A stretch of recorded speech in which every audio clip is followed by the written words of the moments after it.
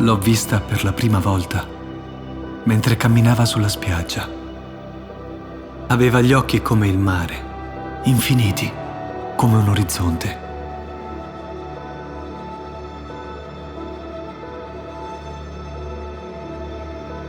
Io non ricordo cosa stessi facendo, ma da quel momento non riuscii più a pensare ad altro. Ogni viso che incontravo, ogni gesto che osservavo, ogni parola che pronunciavo mi ricordavano lei. Non sapevo come fare ad incontrarla di nuovo. Avevo più speranza che coraggio nelle mie tasche e, senza volerlo, cominciai a cercarla. La vedevo dentro i giorni che mi crescevano, mentre alimentavo una passione.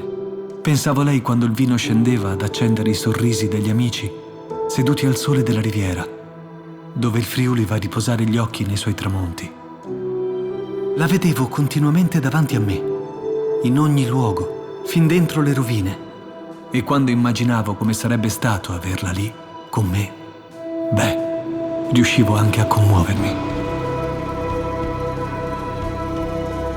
Qui chi cucina lo fa sempre pensando a qualcuno da amare. Ho passato tutta la vita a cercarla. Lei e i suoi occhi come il mare. Finché un giorno apparve. La riconobbi dalle movenze e dallo sguardo. La vidi sorridere e spiarmi mentre la osservavo di nascosto. Non ci servì parlare.